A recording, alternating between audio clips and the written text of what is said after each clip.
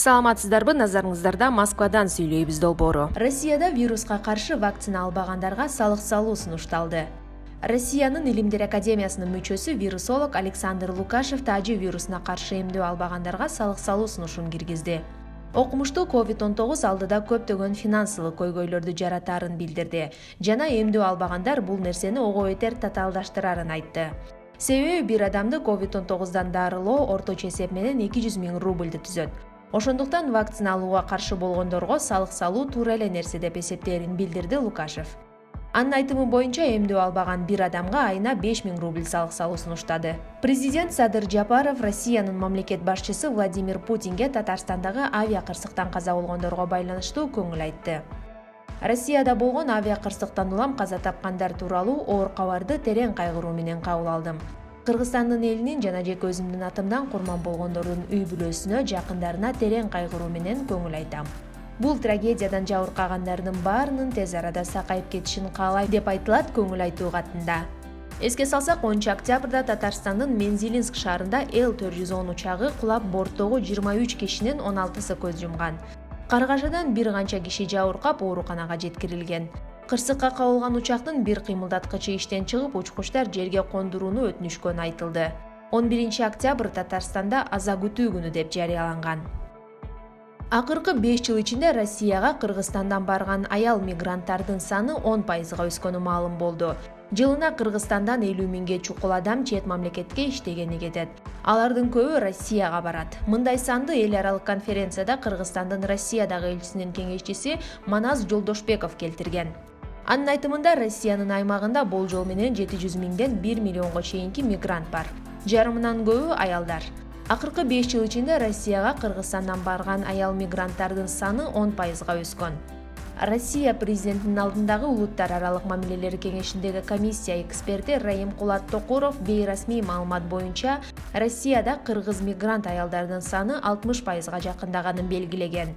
Жолдошбаев мигрант аялдардын укугу бузулган учурларды каттоого алчу коомдор бар экенин кошумчалаган. Аялдар күч колдонгон зордук-зомбулукка туш болот. Айрымдар туура эмес жумушка орношуп алат.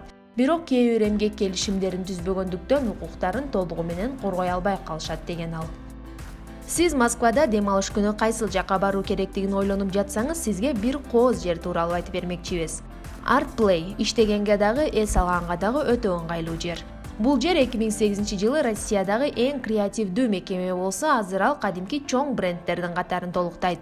Бул мекеме өзгөчө дизайнда курулуп, учурда ичинде 200дөн ашык кийим дүкөндөр, бир нече концерт залдар, кинотеатрлар, китеп дүкөндөрү, кафе, балдар үчүн оюн-зоок программалары, дизайнерлик студиялары бар. Бул жерден сиз бир гана эс алып кетпестен акыл эс өнүктүрүүчү программаларга дагы катышып, кооз локациялардан кооз сүрөттөргө түшүп кетсеңиз да болот. Биз ар бир чыгарылышыбызда Россия жергесинде эмгектенип, ийгилик жараткан биздин мекендештер менен маектешебиз.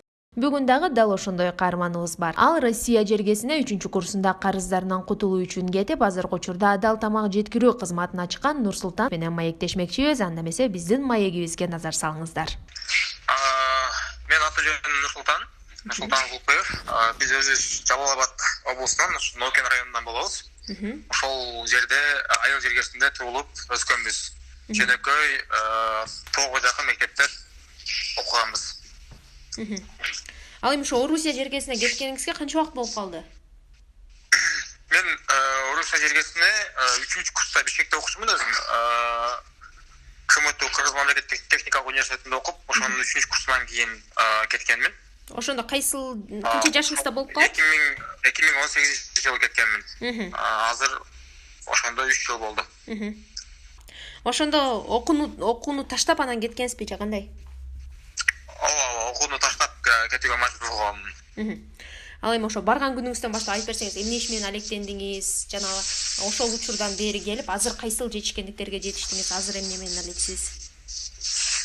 Негизи мен Москвага өзүмдүн каалоом менен ушундай Москвага келип иштейм деген ниет менен келген эмесмин. Мен мажбурдуу келип калганмын. Ошол окууну таштаганда туура келген. Себеби Бишкекте курстарга барчумун, тил курстарына, анан кийин спорт залдарга, ошо анан эми ата-энемди кыйнабайын деп өз алдымча иштеген аракет кылчумун, такси кылчумун кечинде. Ошентип жүрүп, бирөөнүн машинасын арендага алып жүрүп, башка бирөөнүн машинасы сүзүп койбодум, бул авария болуп, анан бир топ акчага түшүп калгам да, 1,5 миллионго жакын акчага мындай неме болуп, авария болуп, анан ошону төлөш үчүн Москвага келгенмин да. Анан келип, бул жакта ушундай неме болду. Иштер көп эле негизи Москвадачы, бирок дарыо аракет кылдым. Ошо иштердин арасынан өзүмдү дагы да өнүктүргөнгө мүмкүнчүлүк түзө турган, дагы да ошондой жалаң иш менен алектенип калбай, аз да болсо өзүм мындай жанагы эң чоң инвестиция бул өзүңө болгон дейт го, ошол өзүм инвестиция жасай турган жерди тапкан аракет кылып, анан ошол жакындарымдын жардамы менен сатуучулукка кирип калгам, себеби бош убактымда китеп окууга мүмкүнчүлүк болот эле. Анан ошентип где-то 5,5 жылга жакын сатуучу болуп иштедим. Эмне саттыңыз ошондо? Кандай? Кайсыл жерде ошондо сатуучу болуп иштедиңиз? Мен балмузга сатуучусу болдум. Соода борборлордо, парктарда ушундай. Андан кийинкилерин улантып айта берсеңиз болот. Ошентип сатуучу болуп жүрүп, бар ниетимде бар эле, окуйм деген, ошем деген. Анан кыш мезгили келип калгандан кийин балмуздактын доору бүтөт да. Кыш мезгилинде эч ким жебей калат. Соода жок, 12 саат жумуш, 12 саатын 2 саатын жумушка бөлөтсек да калган 10 саат бош, эмне кылышты билбейсиң. Телефон чуккан уруксат бербейт, камералар карап турат. Китеп окуган мүмкүн эле, ошол убактарда китеп окучумун. Күнүнө 8 саат, 9 саатка жакын китеп окучумун. Анан ошентип ойлорум бар эле. Ушундай өз алдымча жумуш баштасам, иш баштасам дегенче. Анан окуум болсо токтоп калды. Германияда окуйм деген ниеттерим, пландарым бар эле. Анан Германияга да чакырышты мени мурун баргам да. Ошол Ференжок программасы менен барганда кийин жумуш берүүчүлөрдүн жана арбат кийберлер ошол чакырышты, бирок Москвада болуп калган үчүн бара албай калдым. Анан эң негизи кыйналган нерсе биздики эми чет жерде жүрүп калдык, Германияда жүрдүк, бул жакта жүрдүк. Кыйналган нерсебиз бул тамак аш эле. Тамак аштан кыйналчубуз. Эми тамак жоктугунан эмес, акчабыз жетпегендиктен эмес. Адал тамак таппай кыйналчубуз. Биз эми жанагындай дин тутунган адам болгон үчүн адал арамга көп маани беребиз да. Анан кийин ошого жанагындай эт жегенден коркчубуз. Бул ким сойгон, кимдердин эти депчи. Ошого ал эми таза ушундай жакшы чайханалар, кыргыздардын кафелери, ресторандары бар. Бирок ал жактар кымбатыраак эле да. Анан ошого ушундай бир ойлор келди, досторубуз менен чогулуп, ушундай бир адал тамак жеткирүү кызматын ачсак деген. Андан ошентип досторубуз менен ушундай мекендештерге бир жагынан арзан, бир жагынан ысык тамак, жана фастфуд же башка зыяндуу нерселер эмес, өзүбүздүн кыргыздын тамактарын жеткирүү кызматын ачканбыз. Ошондо өзүңүздөр жасап, өзүңүздөр жеткиресиздер. Кандай дейсиз? Болбой калды. Өзүңүздөр жасап, өзүңүздөр жеткиресиздерби же ошондо кандай? Ооба, биз анан эгерде чоң бир ресторанда же бир чоң бир квадрат метри чоң жерде арендага алган болсоң, ал жердин арендасы да кымбат болот да.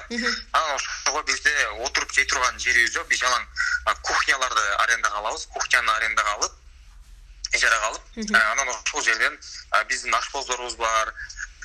Кыргызстандын ар жеринен келген биздин мыкты поварларыбыз бар, ошолар тамак жасап берет. Анан өзүбүздүн курьерлерибиз бар, жеткирүүчү доставщиктерибиз. Алар жеткиришет. Ошондой кызмат ачканбыз. Москва боюнча ошол Москванын кайсы жерлеринде дагы тамак жеткирип беребиз азыр. Азыр жеткирип келатабыз. Сон, демек ошондо азыркы ошол ишканаңыздарда жалаң кыргыздар иштейт, э? Ооба, жалаң кыргыздар иштейт. Жалпы жана канча адам иштейт? Бир акебиз бар, кыргызстандык, өзбек улутунан акебиз. Канча адам иштейт жалпы жана? Жалпысынан негизи бул жерде 9 адамбыз. 9 адамдын азыр бирөөсү Кыргызстанга кетип атат. Ошондо 8 адам иштеп атабыз азыр. Бирок жакында да командабыз кеңейтилди деп атабыз, себеби жетишпей баратабыз биз. Ошого азырынча ошол 8 адам ошол жерден өз рызыгын таап атат. Буюрса. Ал эми ушу Москвага жаңы барган учуруңузга бир айтып берсеңиз, мисалы, чет өлкөдө, чет жерде деги эле кыйын болот да, көнө албай, кыйналып, Кыргызстанга кеткиңиз келген учурлар. Албетте, мен негедир ошол Турцияны көрдүм, анан кийин Германияда жүрүп, Москвага келгенден кийин бул жактын абырасы бир аз бөлөкчөрөөк экен. Бир өзүбүздүн кыргыздар болгон үчүн аябай кетким келди. Бул жактагы кыйынчылыктардан деле эмес, бирок элдин анча-мынча кыйналгандарын көрүп кетип калгым келди. Анан көп учурда Москванын күнү бүркөк, суук болгон үчүн мындай жагымдуу эмес, маанайыңдап жүрүүчү дей. Ошого чыдабай ушунчалык неме болуп 4 айдан кийин кетип калгам мен Москвада жүргөндөн кийин.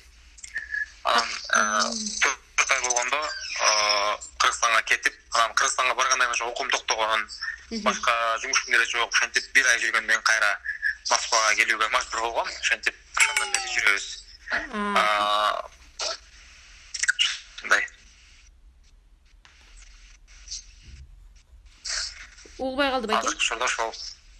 Ошондон кийин Кыргызстанга кеткенбиз. 4 ай жүргөндөн кийин Кыргызстанга кетип, анан Кыргызстанга 1 айдын айланасында жүрүп, анан кайра эле Москвага келип калдык. Түшүнүктүү. Демек ошондо бир келип анан кеткен турбайсызбы? Ошондо эми сиздин алдыңкы пландарыңызда Кыргызстанга келип, ал ишиңизди Кыргызстандан улантуу пландарда барбы же ошол жакта каласызбы? Албетте, сөзсүз. Эмне үчүн биз командабыз менен кеңейтип сүйлөшүп, биринчи Москва шаарында азыркы учурда канатыбызды кенен жайып алайлы, анан кийин буюрса Кыргызстанга, анан башка өлкөлөргө дагы ачалы деген ниеттерибиз бар. Себеби башка өлкөлөрдө дагы досторум, убагында студенттер группалаштарым бар да. Анан алар дагы ушундай кылыш керек экен деп. Анан ошол жаш кезде, студент кездеги досторум азыркы учурда бир жерлерде иштеп, анча-мынча кызматтарда иштеп калышты. Ошолор чакырышат, Кыргызстанга чакырышат. Анан Кудайым буйруса, ошол кези келгенде, учуру келгенде ал жактарга дагы барабыз деген ниеттерибиз, пландарыбыз бар. Биринчи алдыбыздагы тонну ашып өтөлү, Москваны багындыралы, анан кийин ал жака дагы өтөбүз деген пландарыбыз бар сөзсүз түрдө. Жакшы азаматсыздар. Ал эми өзүңүздүн үй бүлөңүз жөнүндө айтып берсеңиз. Азыркы учурда үй бүлө кургансызбы? Үй бүлөмүз жөнүндө ата-энем Кыргызстанда, анан бир туугандарым Москвада жергиликтүү турушат. Бир туугандарыбыз, жакындарыбыз көпчүлүгү ушул жакта. Анан жеке үй бүлө маселе боюнча буюрса быйыл үйлөнүүнү ниет кылып атабыз. Жакшы. Анда эмесе ушул телефон аркылуу болсо да бизге байланышып бергениңиз үчүн рахмат. Анан бир сизге эркин микрофон берсек, элге мындай сагынычыңыз болсо, жакшы каалоо тилектериңиз болсо айтып алсаңыз болот. Рахмат чоң. Мекендештерибизге, жердештерибизге айта турган нерсе бул биз кыргыздардын колунан көп нерсе келет экен. Эл аралап, элдер менен жүрүп, ар кандай элдер менен кызматташып көрүп келатабыз. Кыргыз жаштары азыркы чоң фирмаларда, чоң корпорацияларда иштеп атышат, жогорку кызматтарда иштеп атышат. Ушундай өзүнүн өнөрүн өркүндөткөндөрү бар. Демек, бул деген биздин кыргыздардын колунан деле көп нерсе келет деген нерсе. Илим билимди деле алсак болот экен, өнөрдү деле алсак болот экен. Көбүрөөк ушул билимдикке, ынтымакка келе турган болсок, биздин алакандай эле элибиз чакан гана мамлекетибизди гүл кылып өркүндөтүү бул оңой эле нерсе экен. Бул бир гана ошол билимдик, ынтымак ошол. Анан жаштарыбызга ыйман ынсап берсин. Жаштарыбыз аябай жакшы өнүп өсүп келатат. Ушул темпте, жазбай, жакшы аракет кыла берген болсо дагы көп ийгиликтер болот деп ишенем. Сагынычыбыз аябай күчтүү экенге деген буйруса, жакын ортодо Кыргызстанга барабыз деген планыбыз бар. Бардык кыргызстандыктарга, мекендештерибиз, жердештерибизге ысык жалындуу салам жолдойбуз.